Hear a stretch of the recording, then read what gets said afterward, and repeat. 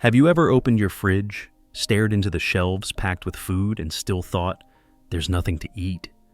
That used to be me, daily. I'd open the fridge and be greeted by a chaotic collage of takeout containers, half-used veggies, jars of who knows what, and sauces I forgot I even owned.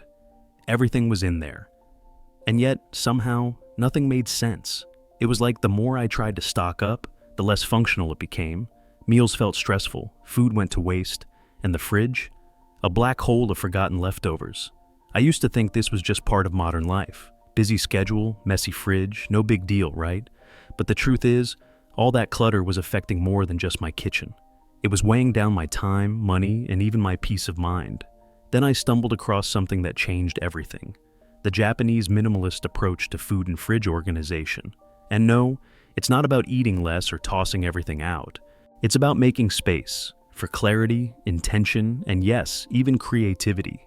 Over the past 6 months, I've been applying minimalist principles to one of the messiest corners of my home, my fridge. And what happened next surprised even me. Less waste, more time, better food, and a fridge that actually inspires me to cook. In this video, I'm going to share exactly how I made that transformation. It's not complicated, and you don't need a Pinterest-perfect kitchen. You just need a fresh perspective, and maybe a marker pen. Let's dive into 9 practical habits that helped me simplify my fridge, save money, and finally feel in control of what's going on behind that fridge door. Ready? Let's get into it. 1. Check what you already have.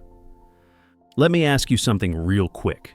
How many times have you come home from the store only to realize you already had that exact same thing sitting in your fridge?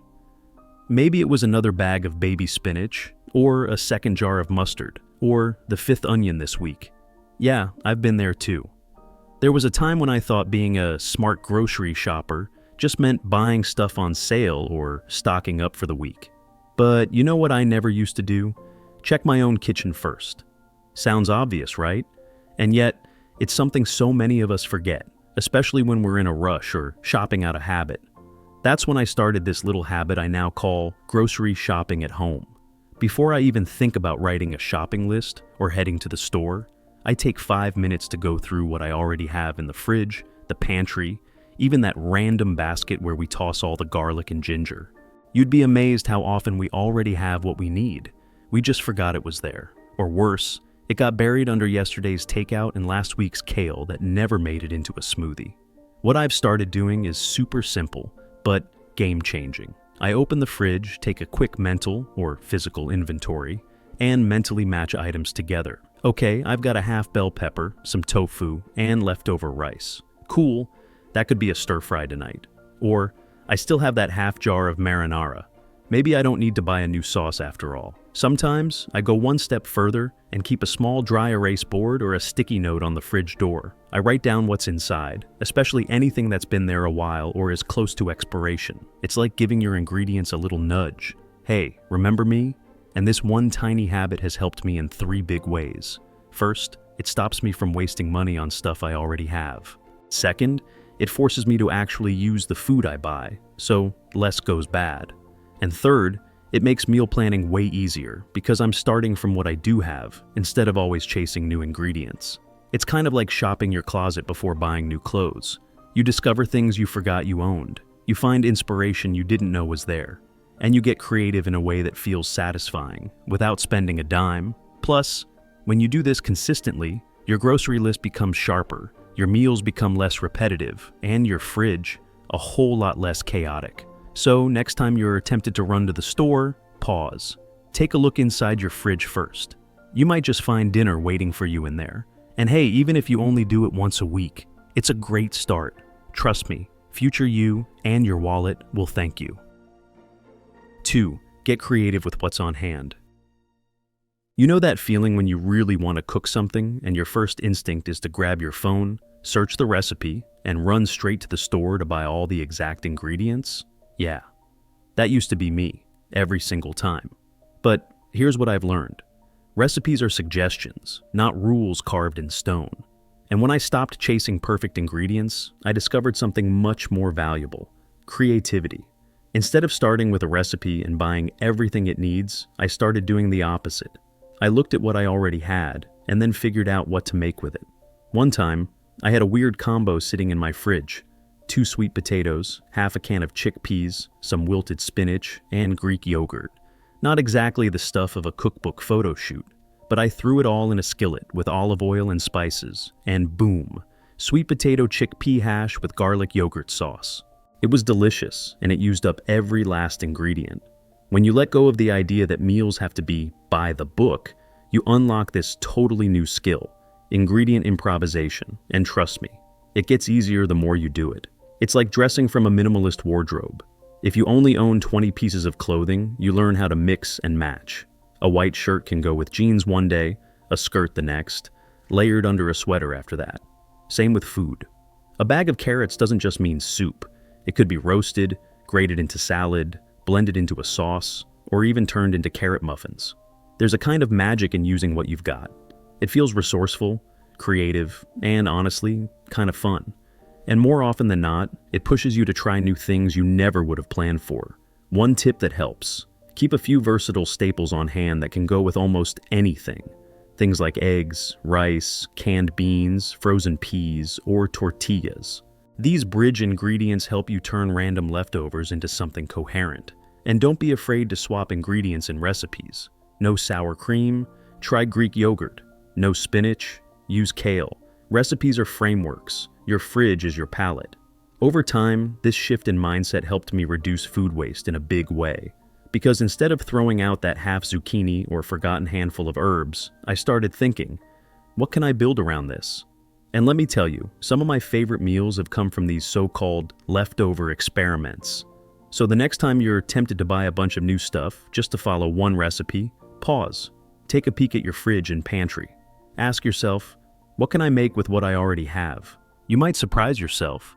And honestly, some of your best meals might just be the ones you never planned. 3. Plan your meals for the week. Let's talk about one of the most underrated habits that completely changed the way I shop, cook, and eat: weekly meal planning. Now, if just hearing the words meal planning makes you imagine color-coded spreadsheets and Pinterest moms with freezer labels, I get it. I used to think the same thing. I thought it had to be super detailed or restrictive, like I'd be trapped eating boiled chicken and broccoli all week. But here's the truth. It doesn't have to be that serious. Meal planning can be as simple as scribbling down a few dinner ideas on a sticky note. That's literally how I started. Each weekend, usually Sunday afternoon, I'd ask myself, what do we want to eat this week? Nothing fancy, just a rough list. Maybe tacos on Monday, pasta on Tuesday, leftover soup Wednesday, a quick stir-fry on Thursday, and pizza night Friday. I'd jot down how many meals I actually needed to cook. Like, are we eating out one night? Do I need lunch leftovers? Are any friends coming over? This little plan became my secret weapon. It told me exactly what ingredients to buy. No more guessing. No more standing in the grocery aisle, wondering if I needed milk or already had 2 cartons at home. And you know what else it did? It saved me money, big time. Because I wasn't overbuying, I wasn't throwing out forgotten food, and I wasn't impulse grabbing random things just in case. It also helped to reduce the mental load. You know that moment when it's 6 p.m., you're hungry, tired, and wondering, what's for dinner? With a meal plan, that question's already answered. It's like having a little version of yourself from the weekend gently reminding you, hey, remember, we're making tacos tonight. Over time, I even started repeating favorite weekly themes to make things even easier. Taco Tuesdays, pasta Thursdays, soup Sundays. Predictable, but flexible. It gives enough structure without feeling like a food prison. And don't worry about sticking to the plan perfectly. Life happens. You might swap Wednesday's dinner with Friday's, or change it entirely if something unexpected pops up. That's okay. The goal isn't rigidity, it's clarity. If you're new to this, here's a simple way to start. Just plan 3 dinners for the week. That's it, 3. Choose meals you actually like, that don't need 27 ingredients. Build your grocery list from that. Boom, done. As you get more comfortable, you'll start to notice patterns. Which meals give you leftovers, which ones use overlapping ingredients, and which ones are your go-to lifesavers after a long day. And here's a bonus tip. Once you build a handful of these go-to weekly plans, you can rotate them every few weeks. It's like creating a menu for your own kitchen, on your own terms. So, if you've ever felt overwhelmed by cooking or stressed at the store, give weekly meal planning a shot. Not the Instagram version, the real-life, low-key, paper scrap on the fridge version. It might be the simplest habit that brings the biggest relief. 4. Make a clear shopping list. If you've ever walked into a grocery store with no list and walked out with everything except what you needed, you're not alone. I used to do this all the time. I'd go in for milk and eggs and somehow come home with a tub of hummus, a candle, 3 kinds of cheese, and no eggs. That's when I realized grocery stores are designed to distract us. Every aisle is like a mini trap. Beautiful packaging, limited time deals, and little samples tempting you to toss just one more thing in the cart. Without a plan, you're shopping on impulse, and impulse rarely leads to smart decisions or an organized fridge. So I started making shopping lists, but not in my head.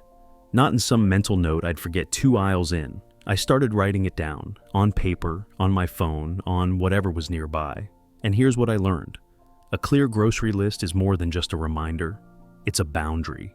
It helps you stay focused, make faster decisions, and avoid that end-of-the-week regret when you realize you bought stuff you didn't need and forgot the stuff you did. Now, I usually write my list after I've checked what's already at home and after I've loosely planned my meals for the week. That way, I'm only buying what fills in the gaps. I split the list by categories: produce, dairy, pantry, frozen, so I'm not zigzagging around the store like a scavenger hunt. And I also leave a little space at the bottom of the list labeled Flex. That's my permission slip to grab 1 or 2 spontaneous items, like a great deal on fresh berries or a loaf of sourdough that smells too good to pass up. But that's it. 2 extras max.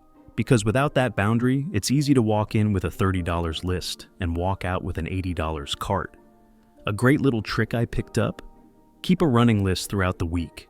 I stick a magnetic notepad on the fridge. When something runs low, like olive oil, mustard, or oats, I write it down immediately. No more relying on memory. And by the time the weekend rolls around, most of my shopping list is already done. If you're more into tech, use your phone. Notes app, Google Keep, whatever works. Some apps even let you share lists with family members, so no one accidentally buys 5 tubs of yogurt again. And here's the bonus. Shopping with a list isn't just about saving time or money, it's also about reducing waste. Because when you shop with intention, you're less likely to overbuy, less likely to forget ingredients in the back of the fridge, and more likely to actually cook what you planned. So next time you head out for groceries, try this. Make a list. Keep it simple. Stick to it. And maybe give yourself one tiny treat at the end, because you earned it. 5. Prioritize multi-purpose ingredients. Here's something I wish I'd figured out way sooner. Some ingredients just work harder than others. I call them my multi-purpose heroes. These are the foods that don't just sit in the fridge waiting for that one specific recipe. They can be turned into a bunch of different meals, depending on what you're in the mood for. Let me give you a real example. A couple of weeks ago, I found this amazing deal at the grocery store. Buy 1 pack of chicken thighs, get 2 free. I wasn't even planning on buying chicken, but the price was too good to pass up. So I brought them home, and instead of freezing them all right away, I decided to challenge myself. How many different meals can I make with this one ingredient? Over the next few days, that single purchase turned into a mini culinary adventure. One night, I made chicken pho with rice noodles and broth. The next, I shredded the leftover meat into a spicy salad with herbs and lime. Then came chicken and veggie stir-fry. And finally, a comforting chicken soup using the bones for stock. Same protein. 4 totally different meals. And guess what? Not once did it feel like I was eating the same thing twice. That's the power of choosing versatile ingredients. Foods that can flex across different cuisines, cooking methods, and meal types. Chicken is one for sure, but there are plenty more. Think eggs. You can boil, fry, poach, bake them. Or use them in quiches, frittatas, pancakes, even salad dressings. Or take chickpeas. Roast them for a snack, mash them into hummus, toss them in salads or soups, or mix them with curry. When you stock your kitchen with these kinds of ingredients, you give yourself options. You don't have to reinvent the wheel every night, you just remix the pieces. This mindset also helps with batch cooking and freezing. Let's say you cook a big pot of lentils. You could turn them into tacos on Monday, mix them into soup on Wednesday, and make a grain bowl on Friday. No extra shopping, no extra stress. The key is to look for ingredients that are neutral enough to go in many directions, but still add flavor and nutrition. Some of my other go-tos: rice, tofu, tortillas, frozen veggies, canned tomatoes, and ground meat. They're easy to store, budget-friendly, and play well with almost anything else. And if you're someone who gets bored easily with food, this is a game changer.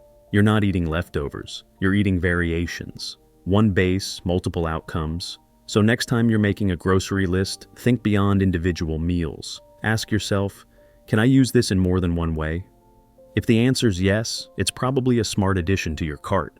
Because in the end, the more flexible your ingredients, the more freedom you have in the kitchen, and the more money and time you'll save without ever sacrificing flavor. 6. Choose seasonal produce and hunt for good deals.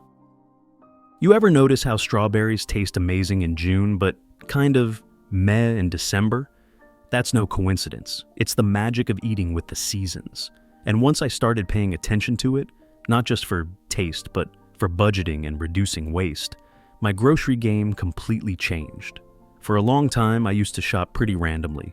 If I wanted blueberries in winter or tomatoes in early spring, I'd just buy them. No questions asked. But over time, I realized two things. They didn't taste nearly as good, and they cost a whole lot more. That's when I learned about seasonal eating. And not just from a health perspective, but from a practical one. When produce is in season, it's fresher, cheaper, and usually travels a shorter distance to get to you, which means better flavor and less environmental impact. Win-win, right? Now, I'm not saying you need to memorize harvest charts or only eat carrots in April, but even being loosely aware of what's in season where you live can save you money and seriously level up your meals. Here's what I do.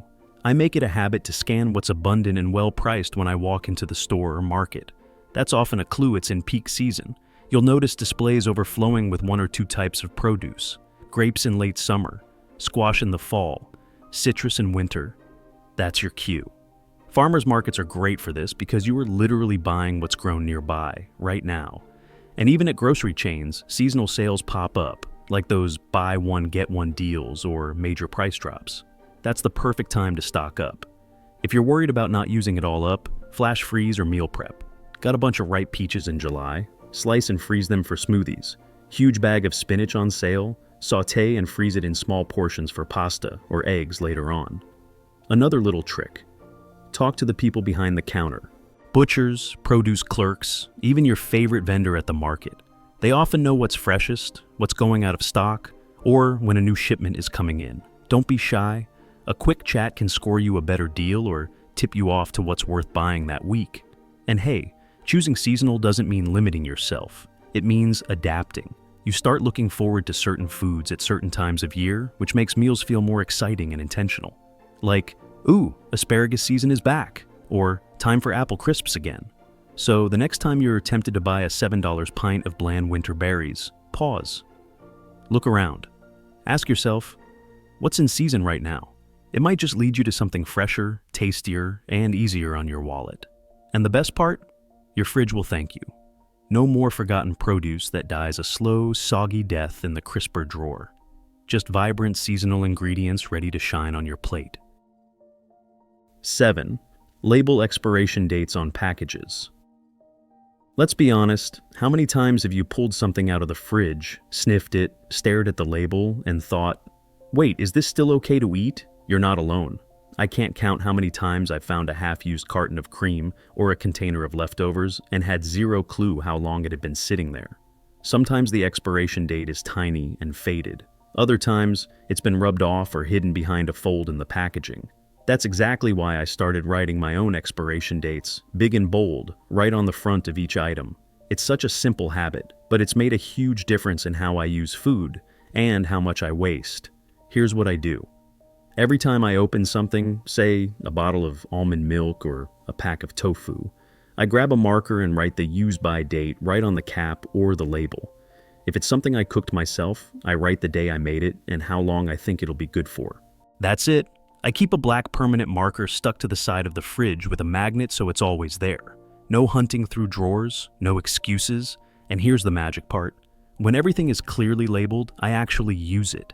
I don't forget that half-finished yogurt hidden in the back. I don't accidentally open a second jar of pasta sauce. I know exactly what's good, what's old, and what needs to be eaten next. It also makes things easier for everyone else in the house. No more, "Hey, is this still okay?" moments. The date's right there, no debates, no mystery fridge items turning into science experiments. Another bonus, it saves you money. Because every time you throw away expired food, you're basically throwing away dollars. But when things are labeled clearly, you have a better shot at using them up on time, especially if you plan meals around what's about to expire. You don't need anything fancy to do this, just a marker. If you want to get extra organized, you could even keep a small whiteboard on the fridge where you list items and their dates. But honestly, just writing directly on the packaging works great. One more tip, make it a habit right when you get home from the store. Before you put things away, check the dates and mark them. It takes maybe 5 minutes tops, but it sets you up for a much more organized fridge. So, next time you pop open a new bottle of oat milk or prep a big batch of soup, grab that marker, write the date, make it obvious.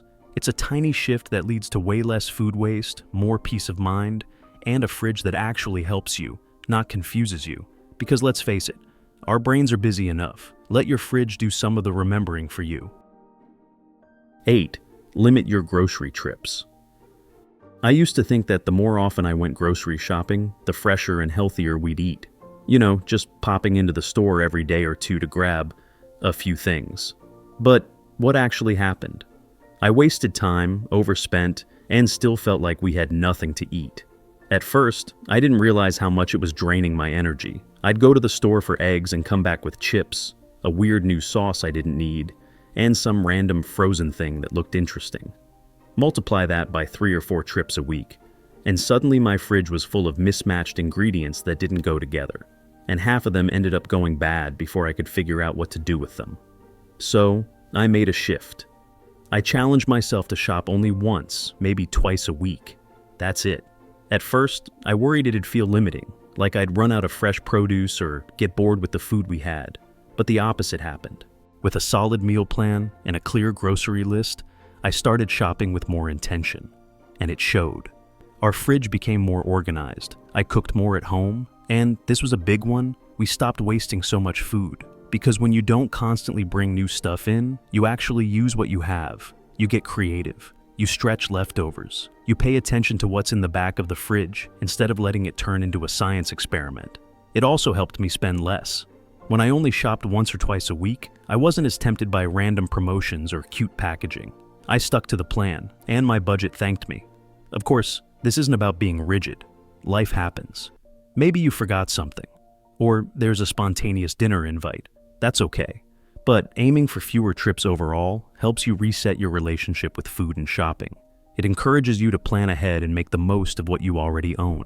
Here's a small mindset trick that helped. Instead of thinking, "I can't go to the store," I started asking, "Can I make do with what I have today?" 9 times out of 10, the answer was yes. There's always something in the pantry, always a way to improvise. And honestly, fewer trips to the store also means fewer decisions, less stress, and more time for everything else in your life.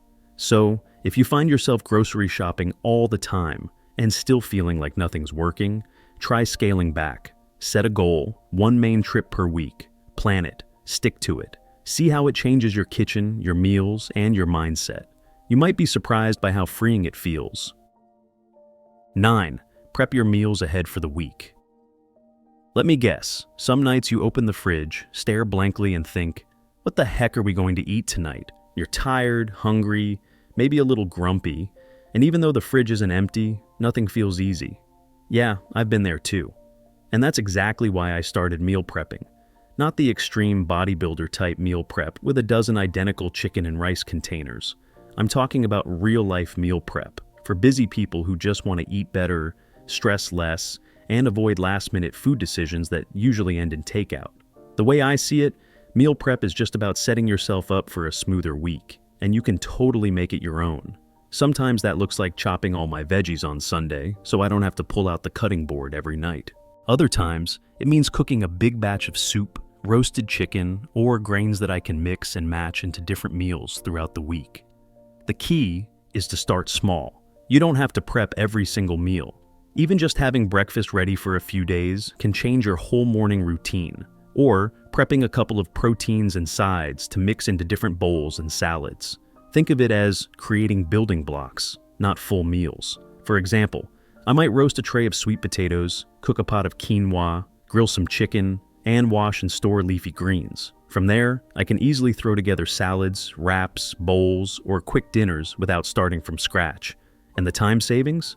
Game-changing. On a weeknight, instead of cooking for 45 minutes, I'm reheating and assembling something in under 10. No stress, no piles of dishes, no what should I make? Panic at 6:30 p.m. If you're worried about food getting boring or tasting old, here's a tip. Don't prep full meals unless you want to. Prep parts. Roast veggies with minimal seasoning so you can switch flavors later. Store sauces separately. Cook in batches that last 3-4 days instead of the whole week if freshness matters to you. Oh, and containers make a big difference. Invest in a few good reusable ones that are easy to stack, label, and grab on the go. Some people even label meals by day. But again, no pressure. Do what works for your style.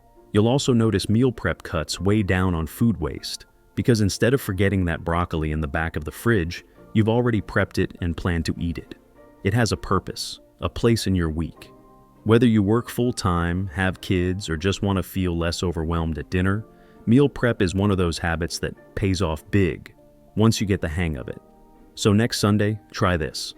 Carve out 1 hour. Pick 1 or 2 meals to prep, or even just a few ingredients. Make it low pressure. Play a podcast, put on music, light a candle, make it part of your weekly rhythm. You might be surprised how much more calm, intentional, and organized your whole week feels with just a little prep. If you've made it this far, first of all, thank you. And second, you now have 9 powerful habits that can help transform your fridge, your meals, and maybe even the way you think about food at home. But here's the thing, you don't need to do all of them at once. Seriously, start with just 1. Maybe next time you go grocery shopping, take 5 minutes to check what's already in your fridge first. Or write the expiration date on that new bottle of oat milk. Or sit down on Sunday and loosely plan out 3 dinners for the week. Whatever feels easiest, start there. Because what this is really about isn't just having a clean fridge or saving a few bucks. It's about creating space. Space in your kitchen, space in your mind, space in your life. Less overwhelm, less waste, more clarity, more intention. And the truth is, when we slow down enough to really see what we already have, whether it's food in our fridge or time in our day, we start to use it better. We stop chasing more and start appreciating enough. So I hope this video has sparked a few ideas, maybe even a little inspiration. And I'd love to hear from you. What's your fridge like right now? What's the one habit you're curious to try this week? Drop it in the comments. I read every one. And if this video helped you, share it with someone who might need it too. Until next time, happy simplifying and enjoy every bite.